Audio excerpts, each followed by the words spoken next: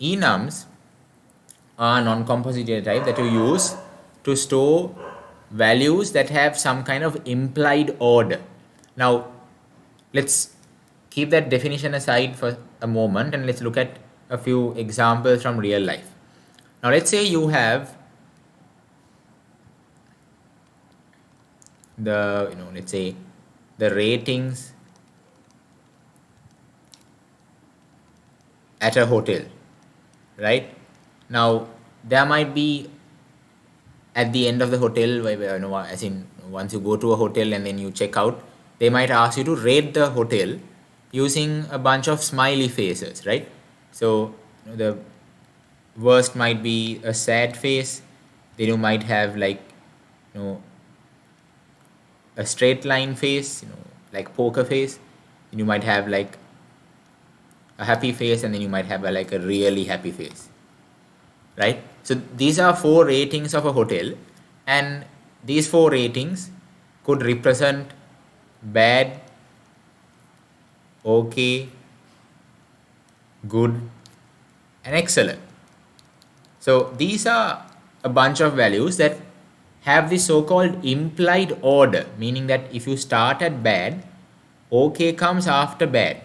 If you start at okay, good comes after okay. And then if you start at good, you go to excellent, one after good.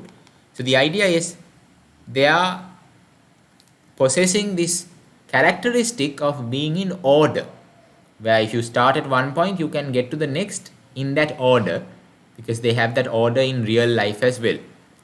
So that implied order idea is there. So you could actually put them on a number line where bad is maybe at 1, okay at 2, good at 3, and excellent at 4. That's the idea, right? So that's what implied order means. The implied order means they are not necessarily numbers themselves, not just numbers, but they are values or things in real life that are sort of behaving like numbers, in the sense that they have some kind of order within themselves. Another example is the signal lights, which I think I explained also in class. The signal lights,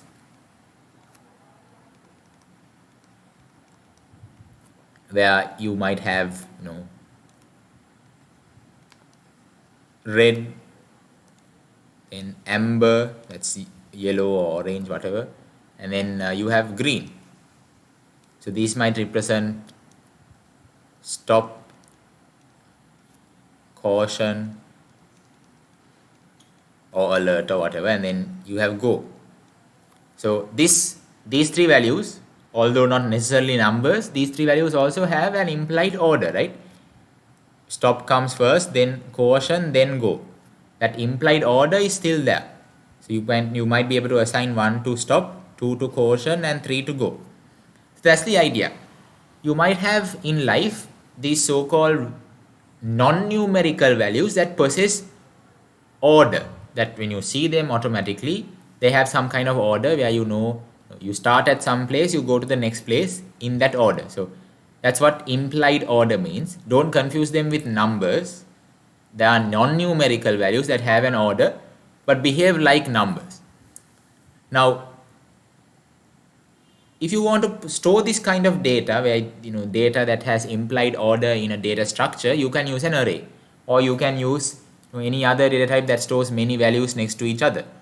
But particularly for cases like this, variables in the world that have this implied order characteristic, computer scientists have introduced a data type called enums. So that's what this data type is for. So now we can go back to the definition and finally say an enum is a user defined composite data type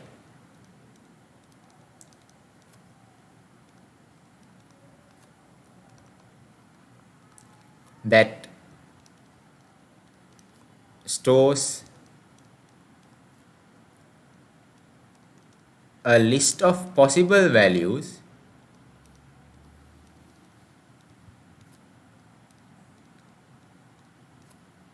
that have implied order.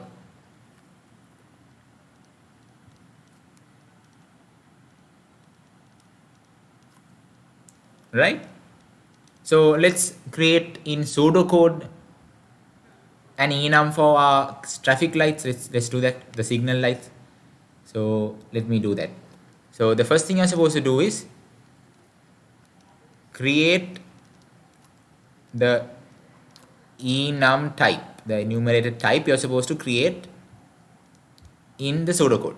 This is not a variable, this is the data type itself. So remember, we start off using the type keyword, and then we say, we give a name for our data type. Now our data type is going to be storing the values of the signal lights, right? So maybe I'll call this type signals,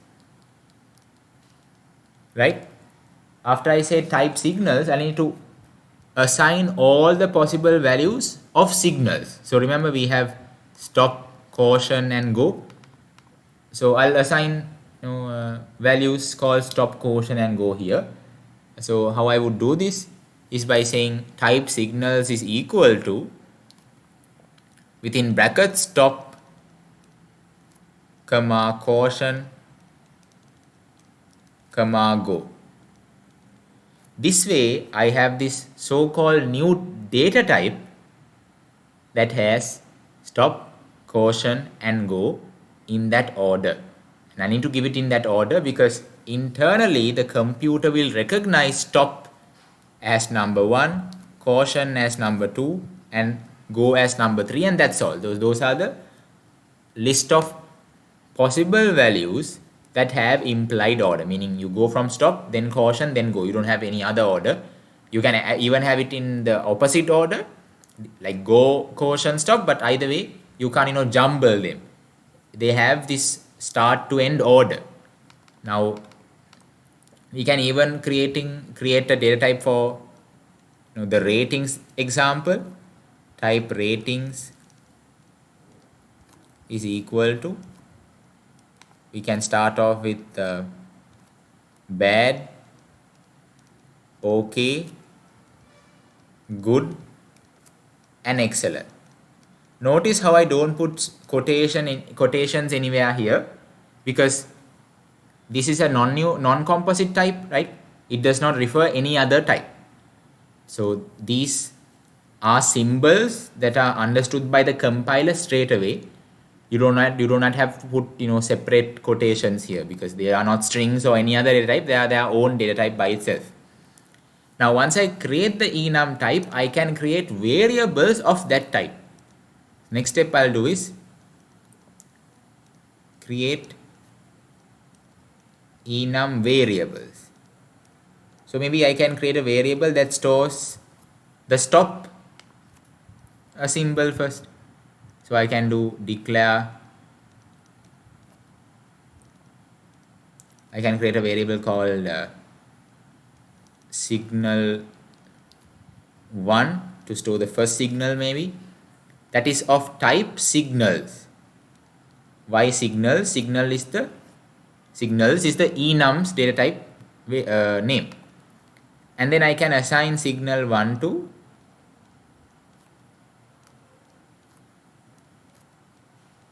signal 1. Oh, actually I can start off by assigning it to stop. Yeah, that works. That way what will happen is signal 1 will get this stop value of the enum associated or stored in it, and technically what actually gets stored is just the number